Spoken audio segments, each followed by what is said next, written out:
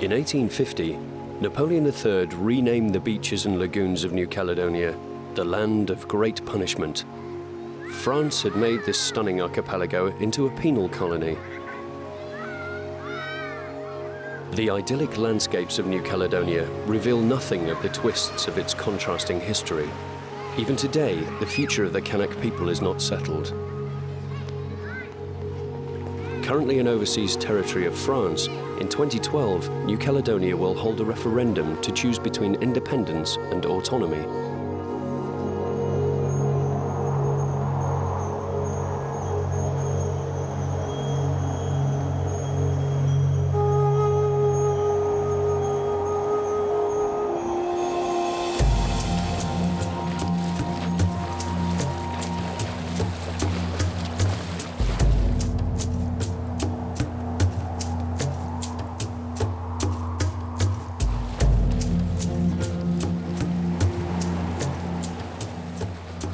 In the meantime, the turquoise waters of the Melanesian archipelago have made it a paradise for privileged tourists and those who love the wide open spaces of this little-known land.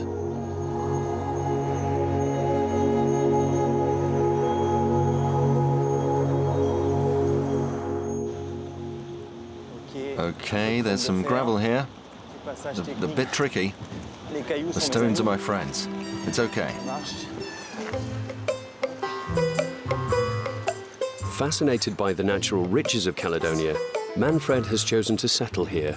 From a mainlander, a Zoriel, he has become a Caledonian. This hiking guide has a passion for Yate Lake and its drowned forest. A hydroelectric dam flooded the valley of the Blue River. It snakes through the heart of an extraordinary forest rooted in red lateritic soil. These are the colors of the Great South, which has become Manfred's playground. 20 years ago, I was lucky enough to come here with the Navy, and it really made me want to come back here to live. I could see there wasn't much going on with ecotourism. I really wanted to get into that, and I developed different concepts for tourist activities.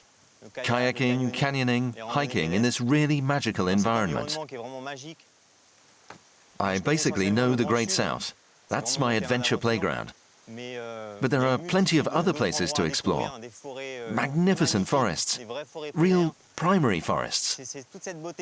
It's this wild beauty that isn't in the tourist guides that people should discover. Woo! That's why I love New Caledonia. It's always beautiful. It's a paradise for nature lovers. It's just awesome. Yes, there's the lagoon, but there's all the rest as well.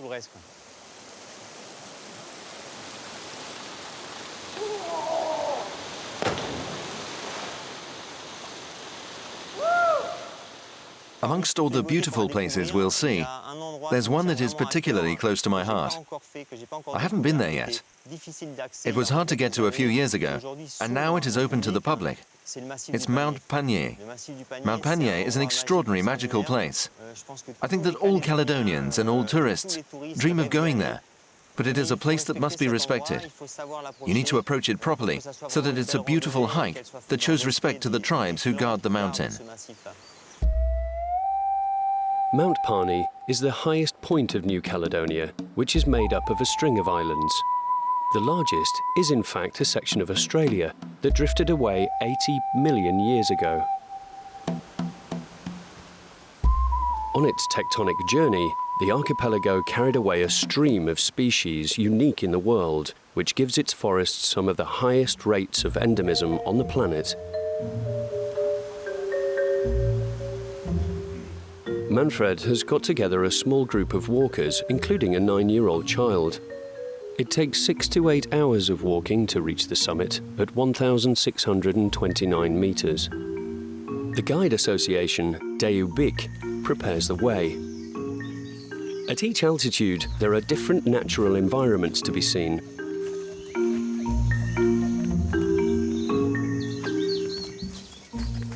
Hey, you can see the sea. Really? Oh, yeah.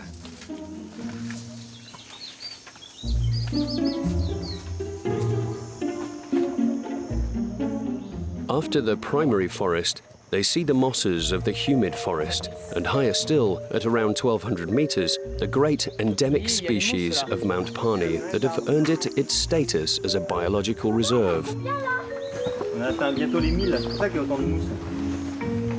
On these amazing slopes, 200 unique plant species have already been identified by scientists, but the highlight of the show is a little before the summit, the Great Kauri. Kauri agatis montana, Dayubik in the Kanak language. It exists here on Mont Panié, but nowhere else. It only exists on Mount Panié. Yes, on Mont Panié. Totally endemic to Mount Panié. Yes, endemic. And in these conditions, it's quite extreme here with strong winds. Yes, they are strong. The trees are always at this height. They can't ever go higher. They can't go higher. And can you eat the fruit? Yes, you can. Pigs eat it.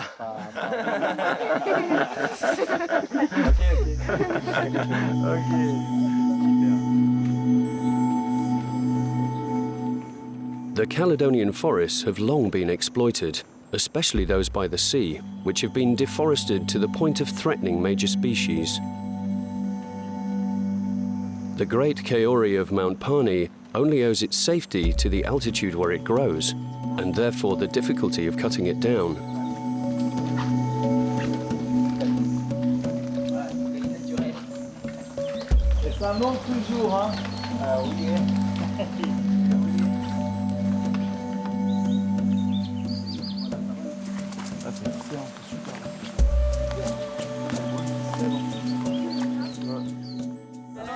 Go on, you must be the first to get up to the summit. Run, run, run! Go on, Tom. Well done, everyone. Thank you, Maurice, well done. Voilà. Et alors, le solto de la Caledonie. Bravo tout le monde, merci. Well done, everyone. Thank you, Maurice, well done. You got us here. Well, it was a good walk. Tom, well done. You're the champ. The best. 1,629 meters. In 2.5 hours. Tom has achieved the feat of being the first child of 9 to climb to the roof of Caledonia. It's a symbol of the fantastic tourist potential of the archipelago and of the ecological concern over its development, given the rare and precious nature of its biological wealth.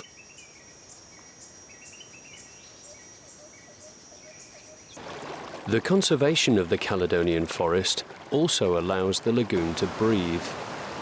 There's a close relationship between these two environments which appear unlinked, and it's the runoff water that streams down the slopes and drains into the ground. Following the course of the Nera River, Manfred comes out onto Roche-Percé Beach, which is one of only 2 nesting sites on the Pacific for loggerhead turtles, and also an important holiday resort in New Caledonia. That's how the species came under threat, and high emotion was aroused by the announcement of their disappearance. Nobody knew that newborn turtles use light to find their way, so instead of moving towards the moonlit lagoon, the little turtles, attracted to the artificial light from neighboring houses, found themselves on the road.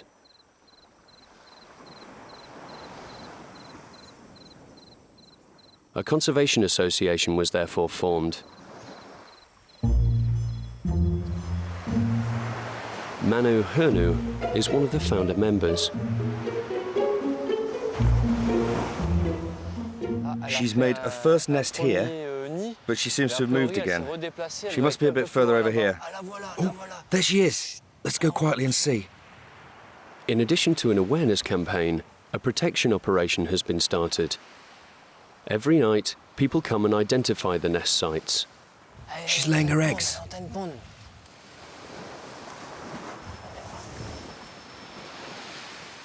In this 2008-2009 season, the eco-rangers of the association have identified 240 nests that they are doing their best to protect. Around 30,000 eggs have been incubated in the hot sand. Only 1 in 1,000 will survive.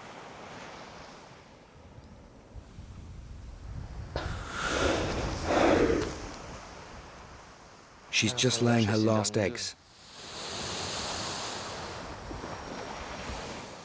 These 240 nests have been dug by just 80 female turtles over 5 months. But these turtles won't come back for another 3 or 4 years after a long stay in Australia. She's starting to fill in her nest. She's finished laying.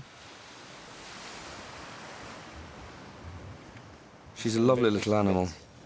A lovely little animal who's over 30 years old, since that is the age when turtles become sexually mature. That's it. She's going. We must follow. Since its creation, the association has seen real progress. The simple presence of eco-rangers on the beach every night, combined with education of residents, has meant that in 3 years they have gone from protecting 140 nests to 240.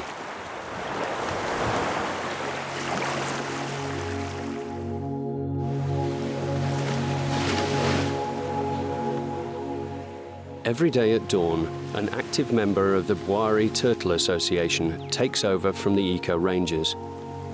Roberto is one of them. He walks along the 1,500 meters of sand to identify the nests that have been spotted.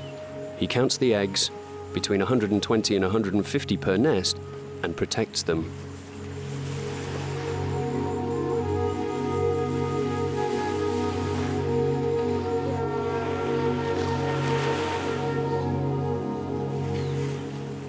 He places a cage over the nest to ensure the continuation of an age-old cycle. In addition to light, there are many other threats. People come to the beach, obviously, but also stray dogs. 90% of eggs are destroyed in that way.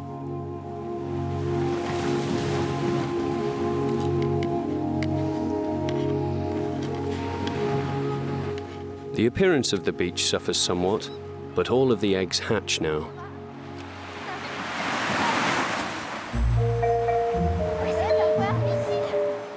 Incubation lasts at least 52 days, so the eco-rangers know exactly which cages to lift.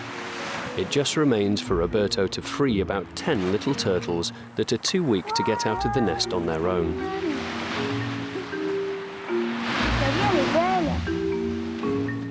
Oh, it's so sweet. It's really cute.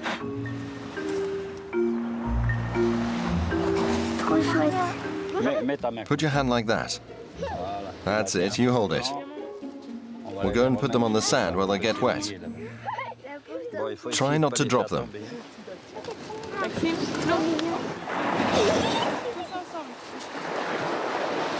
This activity has the advantage of attracting children and increasing awareness. Above all, it means that 2,000 turtles reach the sea every year that previously faced certain death before they ever saw daylight or tasted the sea.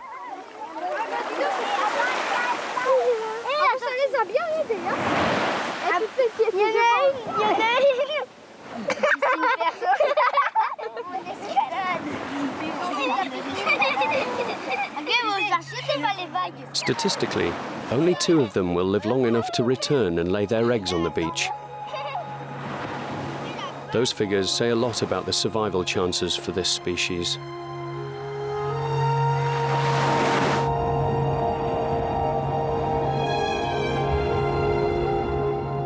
Today, there are international conventions to protect marine turtles, since Melanesians and Polynesians traditionally used to eat their meat on special occasions.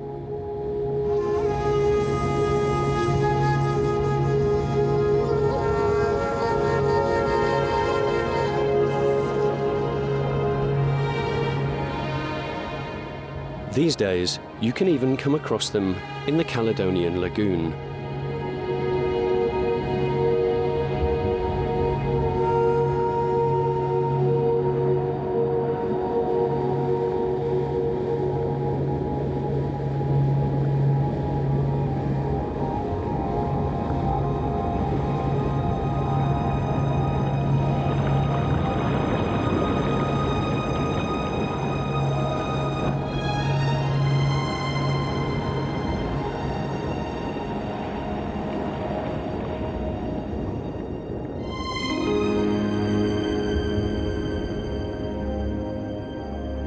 New Caledonia is a centre for scuba diving.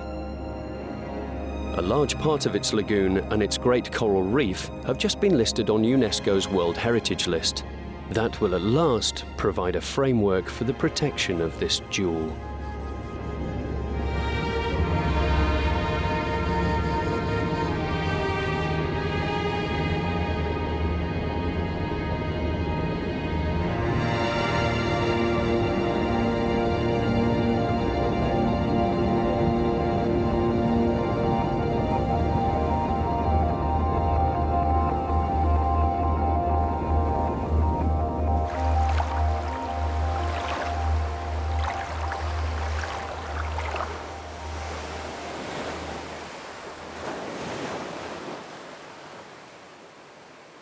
A few kilometers from the main island, the Loyalty Islands are uplifted coral atolls, unlike the main island, the Grande Terre, which was originally part of a continent.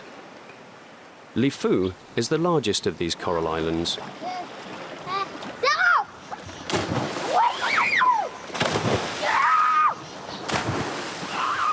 In the north of Lifou, the village of Dokin is perched on a cliff. It's a perfect place for Manfred, who's always looking for something new. He's found a place suitable for developing a roping activity, which takes a lot of preparation. The inhabitants of the Loyalty Islands, and those of Lifou in particular, have a reputation for being warm-hearted. Protestant missionaries converted 90% of the population. There's a sort of Anglo-Saxon efficiency, and the most feudal aspects of Kanak tradition have been softened. Thus, tradition and democracy work together better in Lifou than elsewhere in Caledonia.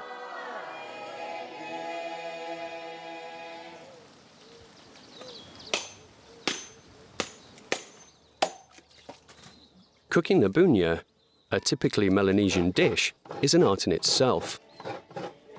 Making it is a most sophisticated task. The secret lies in the preparation of the coconut milk, the blend of local flavourings, not to forget the yam, the sacred tuber of the Melanesian island arc.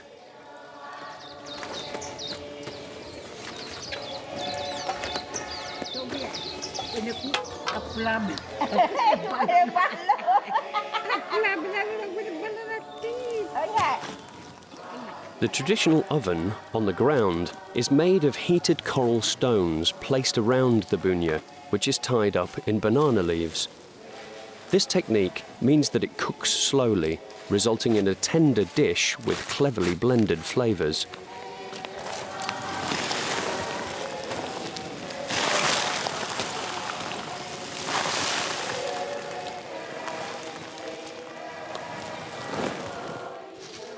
For those who like the unusual, the cliffs of Dokin conceal a narrow passage allowing access inside the coral itself. Willie is the custodian. Hello there. Hello, Manfred. Hi. How are you, William? Very well. It's good to see you, William.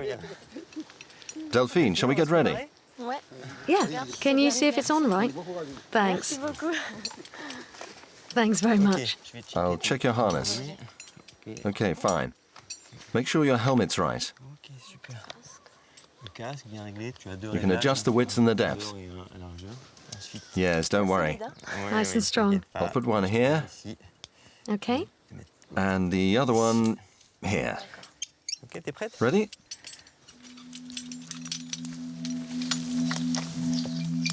You can talk to me. You can ask me for more slack or less slack. Okay. I'm going to let myself Yeah, go ahead. No problem. just drop.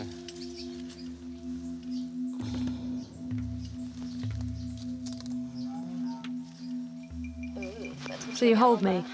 I shouldn't look down. That's easy. You can hold on easily.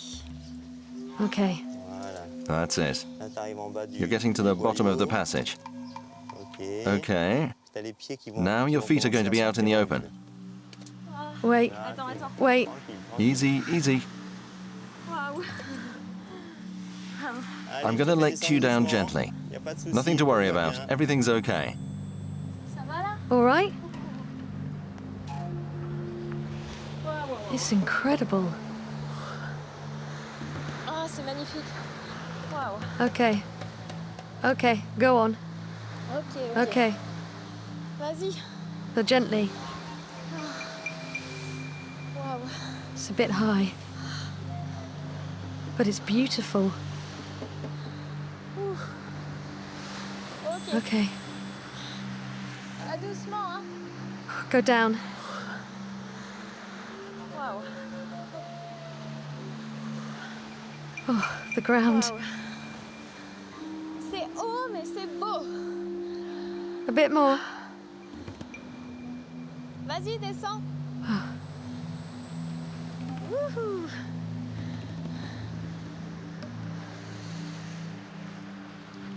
Oh, la tête. That's it. Okay. Un peu.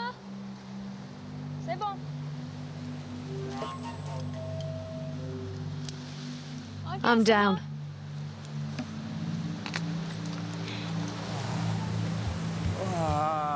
It's great.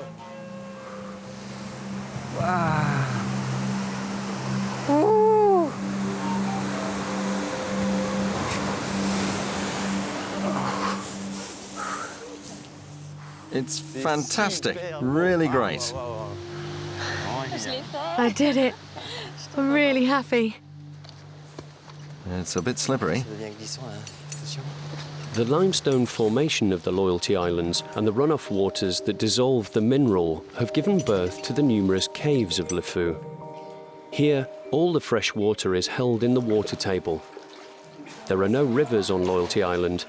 Everything is hidden deep in the innards of the island, which a curious creature, coral, made hundreds of thousands of years ago.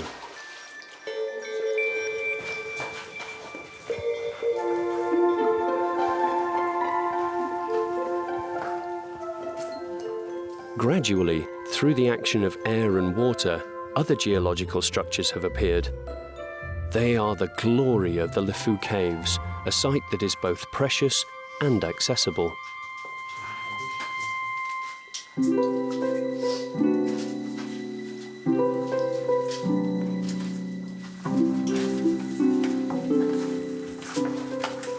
It's fantastic. Look, Delphine, these are what they call eccentrics. There? They defy all the laws of gravity. They're not stalactites or stalagmites. You get the feeling they've just been made by the wind. You're right. It's extraordinary. They're really thin and they're all over the place. It's great. Oh, magnificent.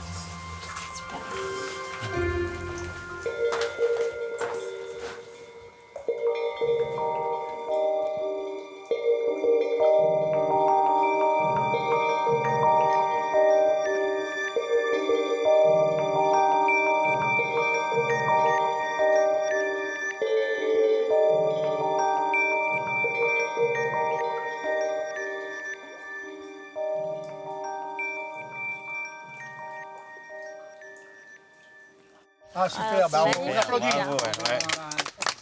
Merci pour le bougna. En fait, c'est So it's vraiment really un a plat traditional traditionnel, dish. Comme ils faisaient depuis. C'est ça. C'est le plat That's de nos right, ancêtres. it's the dish of C'est le our plat ancestors. où à chaque, comment on appelle, For every traditional traditionnel, feast, par for exemple, example, le a mariage, wedding, les a deuils, funeral, ou, or a un birthday, anniversaire, il faut que le bougna soit là. the bunya Il est must sacré. be there. Il est It's sacré. sacred, Et vous avez de la chance. and you're lucky because it's rare for the Europeans who come here to eat it, because everyone who comes here stays in Dans hotels. les hôtels, tout ça. Mais le But the mieux, c'est best de thing is to stay in Kanak villages, l'habitat kanak, comme ça, vous allez because then you can pouvoir experience sortir justement ordinary life in a Kanak de l'ordinaire, environment. c'est-à-dire que vous allez justement découvrir le milieu kanak. Bon, allez-y, je vous invite à manger. C'est It magnifique. looks wonderful. Thank you. Thank you. Bienvenue à Dokine, à dimanche. Avec le bougna. Donc, on se régale, allez. Moi aussi, allez. Bon appétit.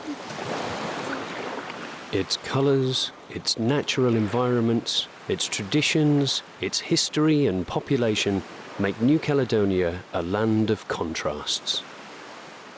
Nevertheless, Kanak tradition remains the central point of social equilibrium, which contributes to the exceptional preservation of this archipelago. Today, tourism is starting to develop around the tribes, and by listing the largest lagoon in the world as a World Heritage Site, UNESCO has clearly signalled its unique character and inestimable value.